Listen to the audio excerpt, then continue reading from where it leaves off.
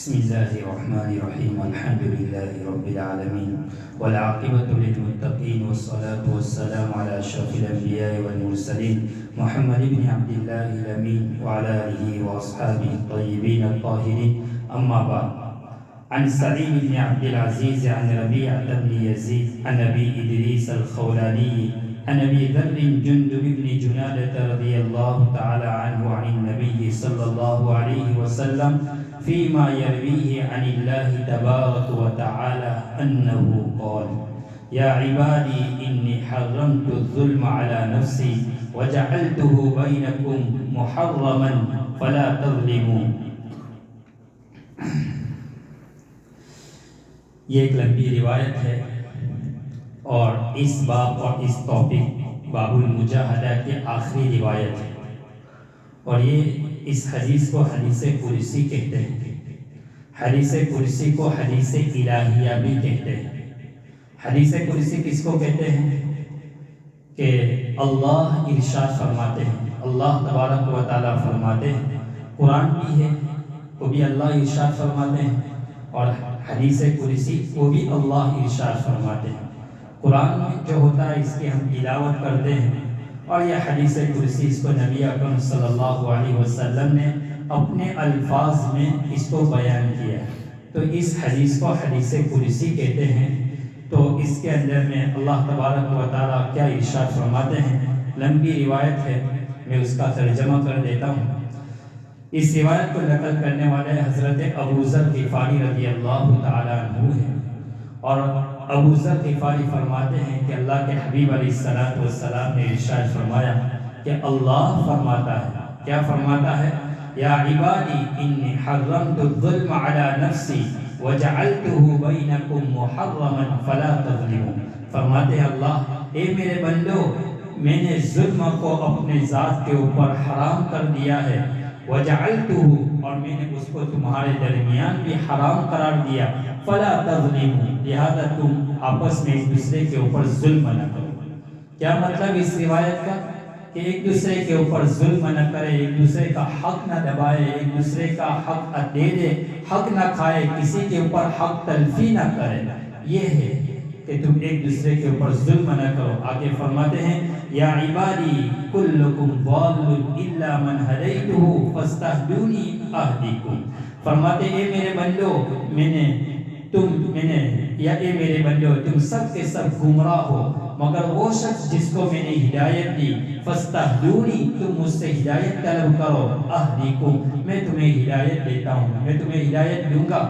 تو بہر ہدایت تو اللہ ہی دیتا ہے، اور اللہ فرماتے ہیں کہ تم مجھ سے ہدایت طلب کرتے رہو. اگرچہ ہم سیدھے راستے پر ہو، لیکن ہمارا فرض منصب یہ ہے کہ ہم اللہ تبارک و تعالیٰ کا جو یہ حکم ہے کہ تم مجھ سے ہدایت مانگتے رہو، تو ہمیں ہر وقت اللہ سے دعا کرتے رہنا چاہیے آخری دم تک. یا اللہ ہمیں مرتے دم تک سیدھے راستے پر ہمیں چلائیے، ہمیں ہدایت پر گامزن فرمائیے. اللہ کہیں ایسا نہ ہو کہ زندگی میں کوئی موڑ اور کوئی وقت، کوئی لمحہ، کوئی گھڑی ایسی آ جائے کہ کہیں ہم ہدایت سے بھٹک نہ جائیں. تو اللہ سے ہر وقت دعا مانگتے رہنا چاہیے. بڑے بڑے لوگوں کے گھروں میں ایسے لوگ، بڑے بڑے اکابر، اور ان کے نسل در نسل میں ایسے لوگ پیدا ہوئے کہ آج انہوں نے وہ مرزا قادیانی یا پھر وہ جنہوں نے وہ شکیل بن حنیف، ان لوگوں کے مذہب کو، ان لوگوں کے دعوے میں آ گئے اور ان کے طور و طریقے اوپر چلتے رہے اور مرتد ہو گئے اور ایمان سے ہاتھ دھو گئے تھے. گویا انہوں نے شکیل بن حنیف کو نبی شمار کر لیا. تو اللہ نہ کرے، اس لیے ہمیں اللہ سے ہر وقت دعا کرتے رہنا چاہیے کہ باری تعالیٰ ہمیں مرتے دم تک صراط مستقیم پر چلائے رکھے اور ہمیں اس کے اوپر ہمیں ثابت قدم فرمائے. یا عبادی کلکم جائع الا من اطعمتہ فاستطعمونی اطعمکم. اے میرے بندو، تم سب کے سب بھوکے ہو مگر وہ شخص جس کو میں کھلاؤں، بس تم مجھ سے کھانا طلب کرو، میں تمہیں کھلاؤں گا. بہر چھوٹی سے چھوٹی ضرورت ہو، بڑی سے بڑی ضرورت ہو، ہمیں اللہ سے مانگنا چاہیے. چاہے ہماری ضرورت اپنے وقت پر پوری بھی ہوتی رہتی ہو، پھر بھی ہمیں اللہ تبارک و تعالیٰ سے مانگتے رہنا چاہیے. عاجزی اور تواضع کا یہی تقاضا ہے کہ اللہ کے سامنے ہم ہر وقت سوالی بن کر حاجت بن کر اللہ کے سامنے سوال کرتے رہے۔ آگے فرماتے ہیں یا عبادی کلکم عار الا من کسوتہ فاستکسونی اکسکم، اے میرے بندے تم سب کے سب ننگے ہو، برہنہ ہو، مگر وہ شخص جس کو میں کپڑے پہناؤں، فاستکسونی تم مجھ سے کپڑے مانگو، اکسکم میں تمہیں کپڑا دوں گا۔ اس سے اس بات کی طرف اشارہ ہے کہ چاہے ہمارے پاس سب کچھ ہو، چھوٹی سے چھوٹی چیز ہو، بڑی سے بڑی چیز ہو، پھر بھی ہمیں اللہ سے مانگنا چاہیے۔ جو انسان نعمت کے اندر میں، راحت کے اندر میں، خوشی میں اللہ سے سوال کرتا رہے گا، اللہ سے مانگتا رہے گا، جب اس کے اوپر کوئی مصیبت آئے گی، کوئی حالات آئے گا، کوئی پریشانی آئے گی، پھر وہ اللہ سے دعا کرے گا تو فرشتے کہتے ہیں باری تعالیٰ یہ اس آواز کو پہچانی ہوئی اور جانی پہچانی آواز لگ رہی ہے۔ فرشتے اللہ سے کہتے ہیں کہ باری تعالیٰ یہ پہلے بھی یہ آواز سن رکھی ہے۔ گویا کوئی شخص ہم سے ملتا رہتا ہے تو ہم فوراً کہتے ہیں کہ ملاقات ہوئی ہے، میں نے آپ کو دیکھا ہے، وہ کہتے ہیں میں نے بھی آپ کو دیکھا ہے۔ تو جو ملاقات آمنے سامنے رہتے ہو تو فوراً پہچان لیتے ہیں۔ تو فرشتے بھی اللہ سے کہتے ہیں باری تعالیٰ یہ جو تیرا بندہ مانگ رہا ہے، یہ جو آواز آ رہی ہے، یہ جانی پہچانی آواز ہے۔ اور اگر راحت، سکون، عافیت اور خوشی میں ہم سوال نہ کریں کہ ہمیں کیا ضرورت ہے، سب کچھ ہے، لیکن جب حالات آئے پھر مسجد کا رخ کرتے ہیں، پھر روتے ہیں، علماء کے پاس جاتے ہیں، دعا کرواتے ہیں، پھر وہ اللہ کے سامنے ہاتھ اٹھاتے ہیں تو فرشتے کہتے ہیں یہ آواز انجانی لگ رہی ہے، یہ آواز انجانی لگ رہی ہے، گویا آج ہی آواز سنائے۔ تو بہرحال اس حدیث سے ہمیں یہ پتہ چلا کہ انسان کو خوشی ہو، پریشانی ہو، ہر وقت اللہ کے سامنے سوال کرتے رہنا چاہیے، مانگنا چاہیے۔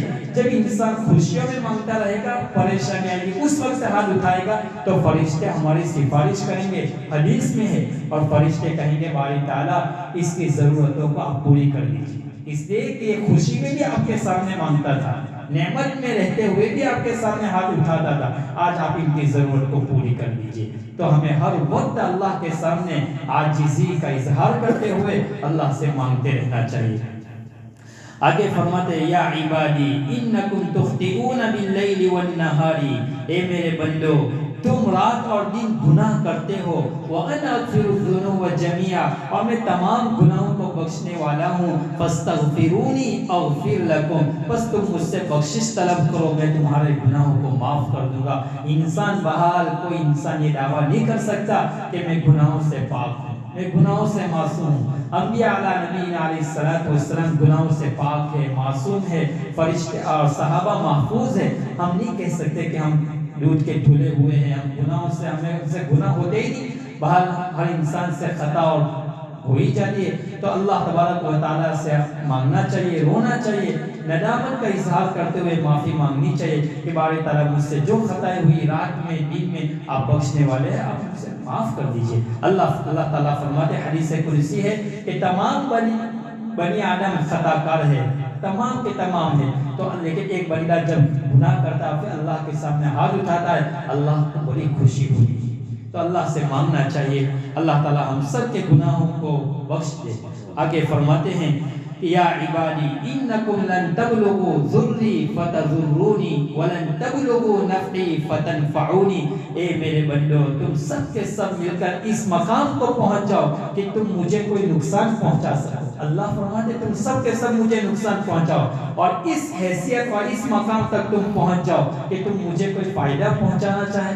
تو اللہ تعالیٰ کو کوئی بندہ نہ نقصان پہنچا سکتا ہے، اور نہ اللہ تعالیٰ کو کوئی بندہ نفع پہنچانا چاہے تو کوئی نفع پہنچا سکتا ہے، نہ نقصان پہنچا سکتا ہے، نہ نفع پہنچا سکتا ہے۔ بال آگے فرماتے ہیں یا عبادی لو ان اولکم وآخرکم وانسکم وجنکم كانوا على اتقى قلب رجل واحد منکم ما زاد ذلك في ملک شیئا، اے میرے بندو سارے اگلے پچھلے تمام انسان، تمام جنات، تمام کے تمام متقی اور پرہیزگار آدمی کے دل جیسے سب بن جائے، اور پھر بھی وہ میرے ملک میں، میرے شان عظمت میں، میری کبریائی میں ذرہ برابر بھی وہ اضافہ نہیں کر سکتے، سارے کے سارے لوگ متقی بن جائے، پھر بھی اللہ تبارک و تعالیٰ کے ملک میں، اللہ تعالیٰ کی کبریائی میں، آپ کی عظمت میں کوئی انسان اضافہ نہیں کر سکتا۔ آگے فرماتے ہیں یا عبادی لو ان اولکم وآخرکم وانسکم وجنکم كانوا على افجر قلب رجل واحد ما نقص ذلك من ملک شیئا. فرماتے ہیں میرے بندو سارے اگلے پچھلے سارے انسان اور جنات سارے کے سارے بدکار گنہگار آدمی کے دل جیسے ہو جائے. ساری دنیا میں بدکاری ہی بدکاری، سارے گناہ ہی کرتے رہے، کوئی اللہ کی عبادت کرنے والا نہ ہو. فرمایا پھر بھی میرے ملک میں میری شان کبریائی میں ذرہ برابر کمی آنے والی نہیں ہے. یا عبادی لو ان اولکم وآخرکم وانسکم وجنکم قاموا فی سعید واحد فسألونی فاعطیت کل انسان مسئلته ما نقص ذلك مما عندی الا کما ينقص المخیط اذا ادخل البحر. فرماتے ہیں میرے بندو سارے اگلے سارے پچھلے سارے انسان اور جنات ایک میدان میں سب کھڑے ہو جائے، ایک میدان میں سب آ جائے، پھر وہ مجھ سے سوال کرے، میں تمہیں سب تمام انسان کو میں سب کے سوالات کے مطابق عطا کروں گا، پھر بھی میرے پاس اتنا بھی کم نہیں ہوگا جتنا کہ ایک سوئی سمندر کے اندر میں اس کو جب داخل کرتے ہیں اور اس کے اوپر جو پانی آتا ہے، فرمایا اتنا بھی میرے قبضہ قدرت میں سے کمی ہونے والی نہیں.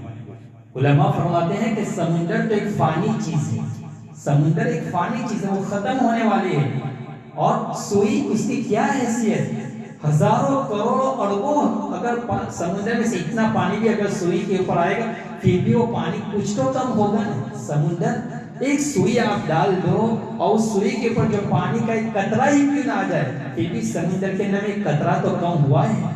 فرمایا اتنا بھی میرے رب کے قبضہ قدرت میں سے کمی ہونے والی نہیں ہے. اللہ کے رسول فرماتے ہیں کہ اللہ فرماتا جو بندہ مجھ سے سوال کرتا ہے میں خوش ہوتا ہوں، میں اس کو دیتا ہوں، جو مجھ سے مانگتے نہیں ہیں میں اس کے اوپر غصے ہوتا ہوں. اللہ فرماتے ہیں. اور دنیا والوں کا مسئلہ کیا ہے، آپ نہیں مانگے تو آپ بہت اچھے آپ، لیکن جس دن آپ نے ان کے سامنے ہاتھ پھیلا دیا پھر وہ ایک مرتبہ دے گا، دو مرتبہ دے گا، پھر وہ اپنے چہرے کو چھپائیں گے، دروازہ نہیں کھلے گا، دور سے آپ کو دیکھ کر اپنی گاڑی موڑ لے گا، اپنے چہرے کو موڑ لے گا، اپنی پیٹھ دکھائے گا. یہ دنیا والوں کا حال ہے. لیکن اللہ فرماتے میرے بندے تو جب بھی آئے گا میں تیری ضرورتوں کو پوری کرتا رہوں گا. ہمارے اندر یہ ضروری ہے کہ ہم اللہ کے سامنے اپنے آپ کو یکسو ہو کر اللہ کے سامنے مانگ کر تو دیکھیں. کبھی دیکھو اللہ کیسی ضرورتیں پوری کرتا ہے. تو یہ اللہ تعالیٰ فرماتے ہیں، آگے فرماتے ہیں یا عبادی اے میرے بندو انما ہی اعمالکم احصیہا لکم ثم اوفیکم ایہا. اے میرے بندو میں تمہارے اعمالوں کو درج کر رہا ہوں، اپنے پاس اس کو محفوظ کر رہا ہوں. تم یہ نہ سمجھنا کہ ہم دنیا میں جو کچھ کر رہے ہیں سب اڑ رہے ہیں، کچھ جمع نہیں ہو رہا ہے. نہیں، یہ سارا ریکارڈ ہمارے پاس ہے، پھر ہم اس کے مطابق تمہیں بدلا دیں گے. اگر تمہارا اچھے اعمال ہے تم اچھا بدلا دیں گے، ورنہ پھر تم تیار رہنا. اللہ کے سامنے ہر انسان کو کھڑا ہونا ہے اور اللہ پوچھیں گے کہ ہم نے تمہیں دنیا میں زندگی دی تھی، تم نے اپنی زندگی کے جوانی کے زمانے کو کہاں کھپایا، اپنی عمر تم نے کہاں ضائع کی، ہم نے تمہیں مال و دولت دیا تھا، اس مال و دولت کو کہاں خرچ کیا، کس عیارے اور کس فحاشی کے اندر میں اور کس اللہ کے راستے میں تم نے لگایا، کس کے اوپر تم نے لگایا. یہ اللہ کے سامنے سوال ہونے والا ہے. اور ہمارا مزاج کیا ہو گیا کہ چند کوڑی نہ آئے تو ہمارا تو سر بھی آسمان کے اوپر چلا جاتا ہے. ہم تو کسی کو کچھ دے دیتے تو ہم تو احسان جتاتے ہیں. اللہ کے حبیب علیہ السلام فرماتے ہیں یہ جو کچھ آپ تمہیں مل رہا ہے یہ اللہ کا فضل ہے.